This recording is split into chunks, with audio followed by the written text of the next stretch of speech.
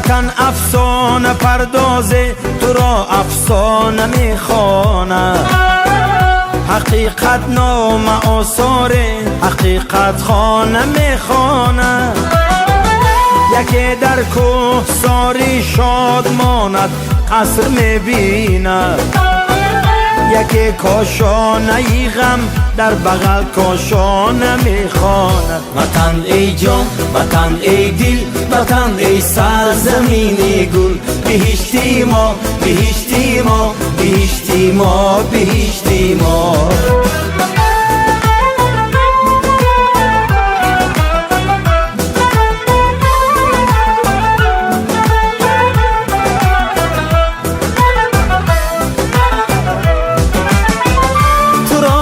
سر نوشتی خش می بلند و می نالند. یکی آباد می سازد، یکی ویران نمی خواند. یکی را در غریبی یک کفی خاکی تو جان داروست. یکی در دامنت همگامه‌ای بیگانه می خواند. وطن ای جان، وطن ای دل، وطن ای سرزمین گل. بهشتی ما، بهشتی ما، بهشتی ما، بهشتی ما.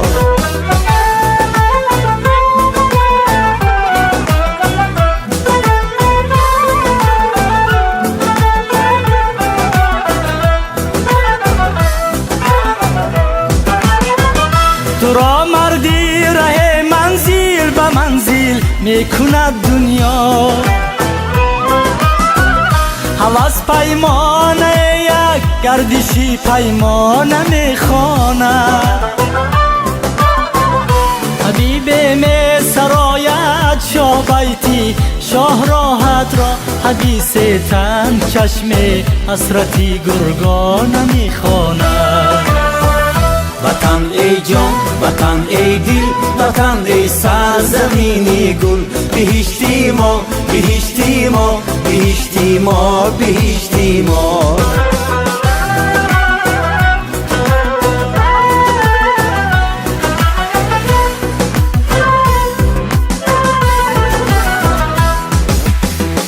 محل باز ذکری نظر صد پارت خانه.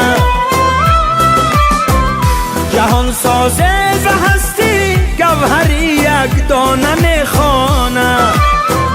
تو اما با همه یک مادر هستی، یک وطن هستی که هرچی آید از فرزندها شکرانه میخواند. وطن ای جان، وطن ای دل، وطن ای سرزمین گل. بهشتی ما، بهشتی ما، بهشتی ما، بهشتی ما، بهشتی ما، بهشتی ما، بهشتی ما، بهشتی ما.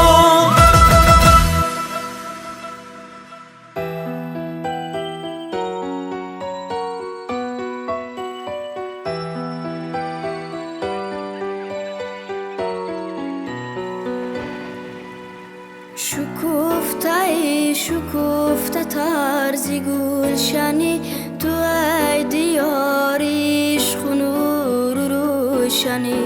شکفته شکفته ترزی گلشنی، تو ای دیار عشق و نور و روشنی. محبتی محبتی محبتی، نشاطی روحی و رفاعتی تنی. محبتی